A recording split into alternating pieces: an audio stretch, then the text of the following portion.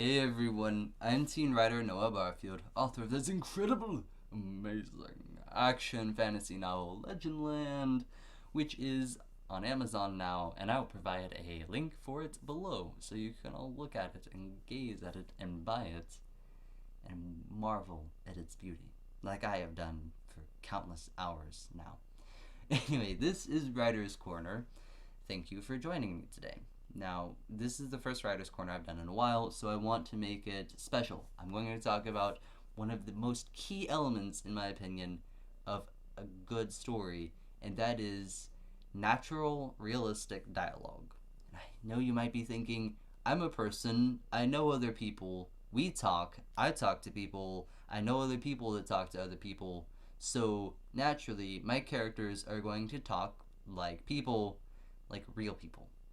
And to that I say, not necessarily. As a writer, it's difficult to judge your own story and how the different parts of it, which is okay, but it might be difficult to judge how natural and realistic your dialogue is because whenever you read it, since you are so close to it, it plays out differently in your head than it does to someone who has never read it before, who has only read small parts of it, which is fine. As a writer, you should be close to your work. You should love it and idolize it, and they should be your babies, and it should be awesome. You should love what you write. You should get very, very close and intimate and personal with it, because if you love it, other people are more likely to love it. But that doesn't always make you the best judge and give you an unbiased opinion, including with dialogue. So, dialogue is one of the most essential parts of a book. If the book has dialogue in it, it will be essential. Conversations between people build relationships, and relationships are the foundation of characters. I mean, you can say that a character's personality is the foundation of a character, but I think underneath that is the relationships that they have. If someone has no relationships, they're just themselves. They even have a relationship with themselves. So they have some sort of relationship with some person, even if it's just themselves. With no relationship, they are basically nothing. So conversations build up relationships and thus are the cornerstone of great writing. You don't want to read something where the conversation, the dialogue sounds clunky and weird, and like no one is actually going to say this. So, yeah. Now, think about screenwriters. Screenwriters, their biggest part of the job is making sure that the dialogue is written well. Make sure that it's written accurately and that it's realistic and that it's natural. And actors have to take that already natural, realistic dialogue and increase it tenfold so that we can actually believe what's happening on screen and that things people are talking how people would talk in real life. There's a lot of stuff that goes into making sure that that happens. Now, your actors are your characters. Your characters are your actors. You are the screenwriter for this word movie. It's your job, nay, your duty to make sure that your dialogue is realistic and natural. Dialogue is not one-sided. It flows. It weaves in and out. It's dynamic. It's constantly shifting. A big part of my editing, whenever I was editing Legendland, was making sure that my dialogue actually fits. Because I had a lot of monologue. When, first of all, monologue. And two, my dialogue, I had a lot of speeches in it. People don't talk in speeches. It's this kind of give and take. And if you're talking in speeches, you're probably annoying everyone around you because they can't get a word in. So, people don't talk in speeches. People talk to other people and they're interrupted. Whenever you have dialogue, you need to have characters interrupt other characters sometimes, if that's their personality.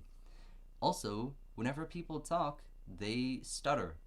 They implement words. They forget what they're saying. Now, I'm not saying you have to make it that realistic, but sometimes, at least one of your characters might forget what they were saying, might stutter a bit, might be nervous. They might repeat the same words that they use. studying these things is very important. And so, in the interest of making more good dialogue in books and in stories, here are a few tips to make sure that you don't fall into the same pitfalls that I fell in whenever I was younger, and that countless other writers that I know who are going to be unnamed have fallen into. So, first of all, read it out loud. Read your dialogue out loud. Make sure it fits. Use the inflections. Obey the commas, the punctuation. Take into account the commas, the periods, the semicolons, colons. If something is italicized, or whether there's an exclamation point. If there's an exclamation point, make it loud. If there's a question mark, use your voice as an inflection for the question. Make sure that you obey the grammar rules, because that's how it's going to read in people's head. If it sounds unnatural whenever you read it, it's going to sound unnatural whenever other people read it. And if it sounds incredibly unnatural whenever you say it, people aren't going to be able to get through it. Whenever you narrate to yourself, it's one of the biggest tests for your dialogue. Whether it's up to par, whether it can actually seem realistic. If you feel ridiculous whenever you're saying these things, probably your dialogue needs a little bit of work, unless your characters are just saying ridiculous or commonly things that make people uncomfortable, then it's fine. But regular conversation should not have all of the complicated stuff that we writers commonly like to put in regular conversation. So doing that is also a great way to make sure that you can actually talk to yourself and indulge your inner craziness without people harshly judging you. So now tip number 2 is another creepy, crazy thing. Watch people and listen to them. Be that stalker. Be that person. Be the writer. Listen to people whenever they talk. Pay attention to their body language while they're talking. I talk with my hands a lot. They're everywhere, all the time. And that's okay. Some of your characters might talk with their hands. I know some of mine do. They have gestures, and they do these different things whenever they're talking, and they clench fists and point to things and do all of this stuff so that they know, that it's realistic and that it's actually a big part of what people do. Some people don't talk with their hands. Some people talk with their eyes while they're talking and look at different things. Pay attention to the little nuances of people. Stare at them intently and make mental notes of everything they are doing to use later for your own nefarious writing purposes. Pay attention not only to strangers, but also to people close to you. If you're at the dinner table, look at them. Like, really, really look at the people around you and make note of how they talk and how they act whenever they do. Point 3, pay attention to yourself whenever you're talking. Pay attention especially to the words that you use.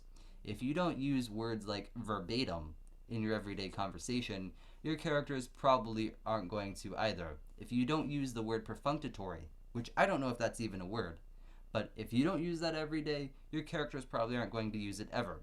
Unless your character uses big words and that's a part of their personality, in which case have a dictionary and thesaurus handy nearby, or an internet connection. Pay attention to the words you use, because that will be a great key into whether your characters are more likely going to use these words than other ones. Look up the most common words used in whatever language you're writing in. Make sure that you have some of those in there, that they keep popping up. People repeat things. People use smaller words commonly. People use bigger words whenever they want to impress people or whenever it's a more formal situation. Keep these things in mind whenever you're writing dialogue.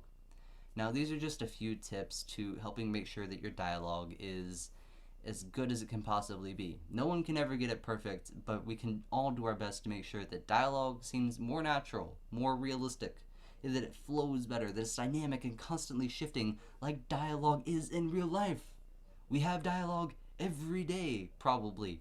So make sure you keep that in mind whenever you're writing it. Now, the description of this... Now, the link for Legendland, my book, is going to be in the video description below, and I hope that you all will check it out. I also hope that this was helpful in some shape, form, or fashion, and that you all continue to enjoy.